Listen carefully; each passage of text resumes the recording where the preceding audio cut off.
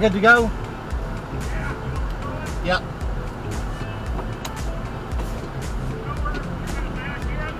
Yeah, she said go to the right and go to the left.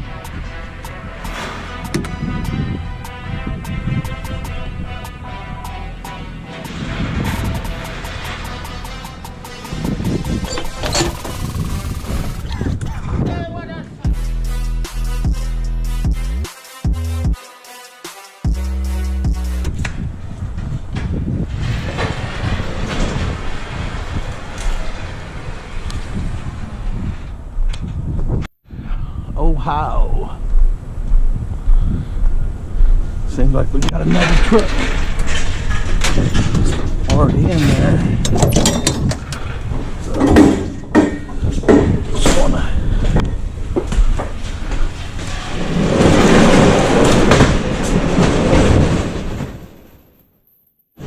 make my way to unsecure. Couple of these.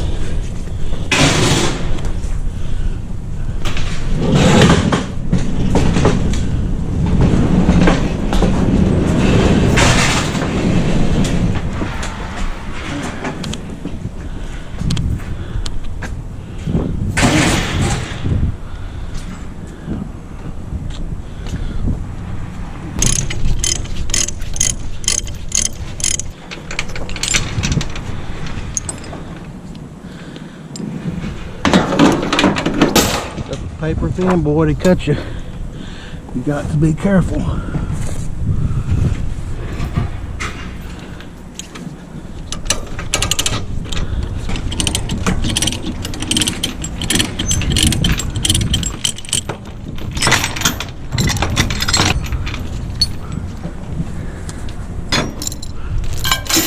On these big core sleeves, they don't use no binders or don't use no edge protectors. You're not trying to protect the coil because it's going to be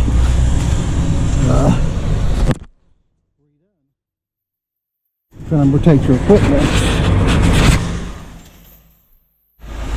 That's the bottom line.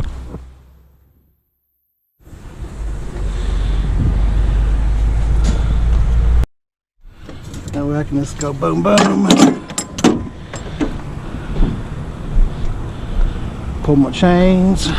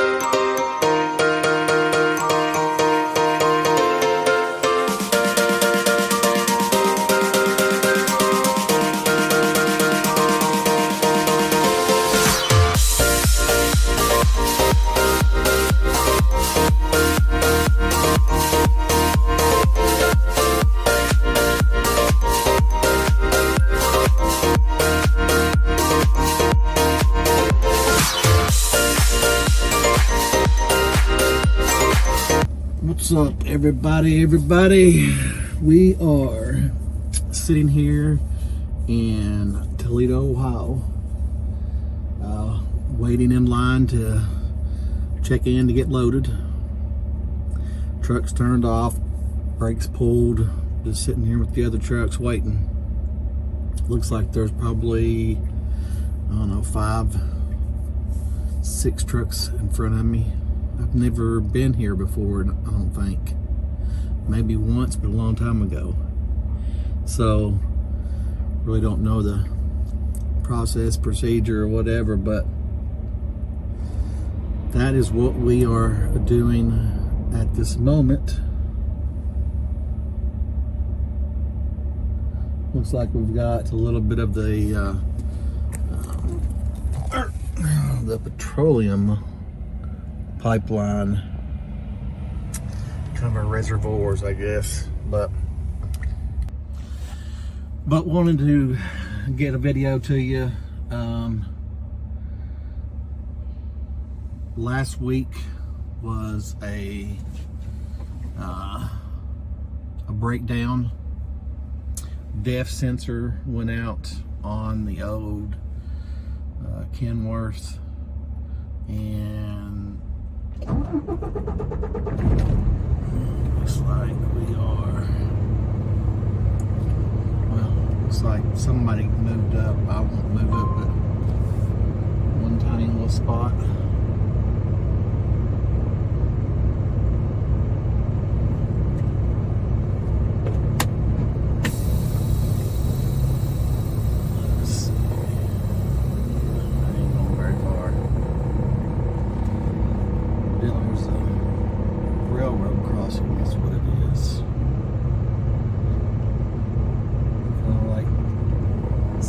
Stop sign.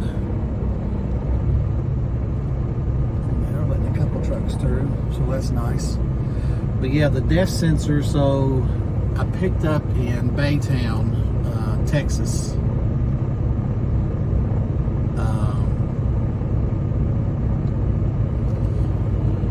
On last Monday, and that was going to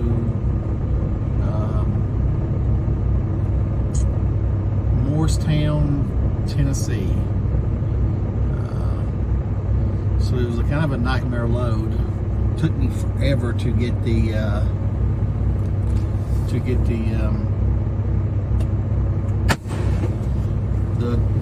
my curtain to close, because the way it was some particle board for mobile homes. So when the guy loaded it, some of it was tilting, breaking some of the bands and stuff. So one part, the bottom part, would be accurate, but when I went to go plug my curtain, some of the curtain was hitting the bands, and it was a headache, to say the least. So it actually took me about, everything said and done, probably about 3 hours, from getting loaded to securing it to finally being able to move my curtains correctly, close them correctly. Because it was one of them issues where I had to pretty much, I have a 45-foot trailer, so I had to use the whole trailer, so I had to slide the back to the front, then the front to the back, and to make sure to use all of the space. And it was just a headache. Typically, it's never been that way. This place is the only place I've ever experienced it being that way. But so I got to, so I actually woke up. I was in Louisiana, I think. Got loaded up, went down to Louisiana, and picked up, no, not picked up, I'm sorry, did my break there, my 10-hour break there. And I was, like I said, it was heading to Tennessee, Morristown. So when I woke up that morning, I got up, got me some coffee, fueled up my DEF and everything. And when I was going down the road, I noticed that my DEF tank, it was on half of the tank. It didn't move though. I'm like, all right, sometimes it takes a minute to, you know, to move up to a proper alignment and stuff. So I don't know, I'd say probably 40-50 miles down the road, I noticed it still had not moved to proper specs that's on my, that I know that it's at. I know it's full because I filled it up. So the a sensor, a wrench popped up. I was like, oh gosh. So anybody's been in trucking for a little bit, can you get the wrench? Now, sometimes you get the check engine, the orange engine light, but if you get the wrench, you're going to be in the shop for a little bit. Hopefully not, but sometimes it happens. So with all the part shortage throughout everywhere, automobile, PACCAR, Freightliner, everything that's kind of slowed down as far as the manufacturing or getting the parts. So a flashing light came on and said SCR sensor, you're going to lose power. Okay, wasn't noticing any immediate power loss. So I guess another 20 or 30 miles, still no power loss. So I called roadside assistance while I'm driving, and I'm like, hey, I got this light come on, SCR, saying I'm going to lose power. I have not lost any power yet. I only had 48,000 pounds, so it wasn't a heavy load. I said, but the wrench is on and I got a blinking red light on my DEF. And he said, whatever you do not shut the truck off, and we're going to route you to our Muscle Shoals terminal in Alabama. Okay, I've never been there before, but that's fine. So I get up there, and it was 5 hours. So through that 5 hours, I started experiencing some power loss, especially going up hills and stuff. And so everything was, I thought was going good. Then all of a sudden, I get to Muscle Shoals. I was like, hey, where do you want me to put it at? This is what it's doing. They pulled me directly into the bay. They typically leave at 4 o'clock, I think they said, and I got there about 4:30, 4:45. And he said that I hope your sensor don't read 002 or whatever. And I was like, okay, so didn't really know what that meant. It was a part number. And he said, I got the 001 sensor here that we can, put it in and get you going again. But the 002 is on a 6-month back order going to the from PACCAR. I'm like, great. So my first thought is they're going to switch me out to another truck. I hate doing that just because, I keep my truck the way that I like it. Cleanliness, I'm not saying Fraley's bad, but when you go into a situation where you got to switch trucks, sometimes you just don't have a choice. So, messaged my dispatch, told him what the guy had said, and sure enough, it was an 002 part, It went into, so as soon as I turned it off, turned it back on, it said, started blinking red, and engine light, or please shut the engine off or it could do damage, because it was going to go into derate mode. Basically, it was like building up soot from the DEF not working properly. Even though it was full, it just wasn't reading it that it was full. So, all that being said, dispatch, boom, immediately said,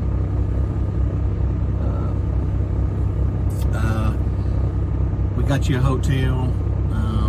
See if one of the guys from the terminal there can you drop me off at the hotel. They did. The guy said, one of the mechanics there said that, I'll get with you tomorrow to see if we can get the sensor in how quick, because they didn't know if another terminal may had one, and so they was kind of guessing at that point. So he messaged me the next day and said, hey, I've looked at it and we may be able to get it in, but they can't give me a shipment tracking, which tells me that they can't ship it right now. So but tomorrow, so this is Wednesday, he said tomorrow I'll get with you again as soon as I hear something. And he said it's, we're not going to get it in until Friday or so, if we get it in Friday. So more than likely you're going to be pretty much stuck here all weekend. Call dispatch, see what they want to do, blah blah blah. So I did that, and they actually had a guy come in there Thursday to the terminal that was a new hire that was picking up his truck that had a rental car, because there was no rental cars anywhere near, and I looked probably 100 miles outside of Muscle Shoals, Alabama, Tennessee area, because it's like northern Alabama, Tennessee line. Nothing. Okay. So we do all that, and he was like, we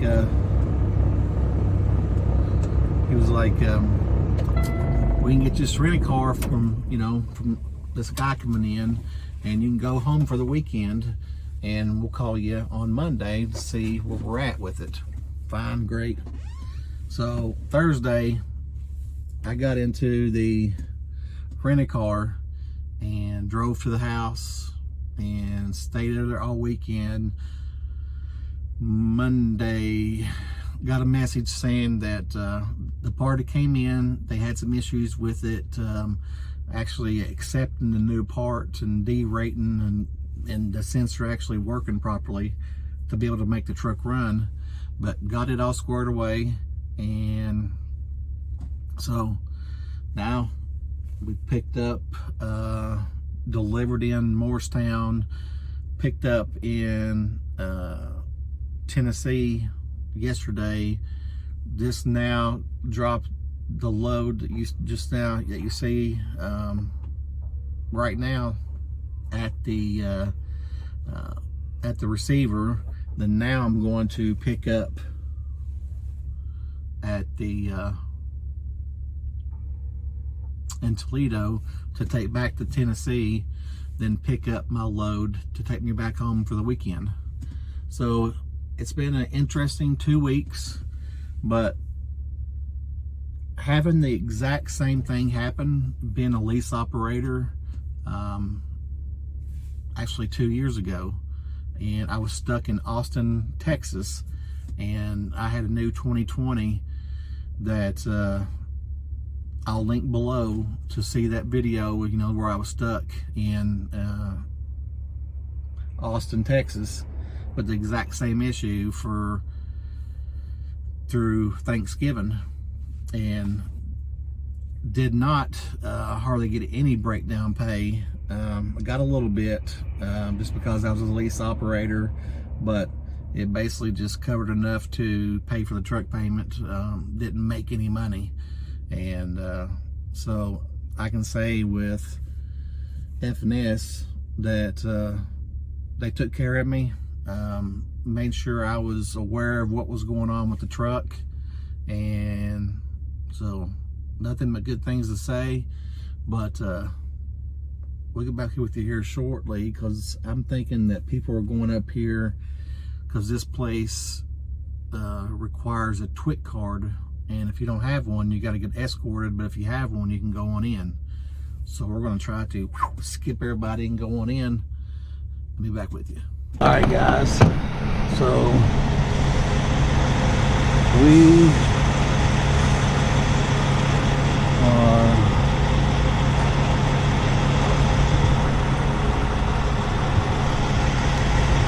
about to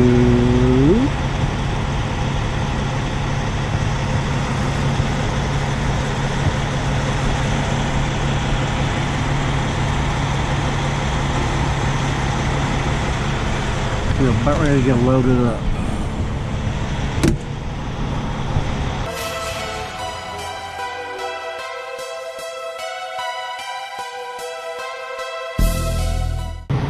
Let's get this put on here.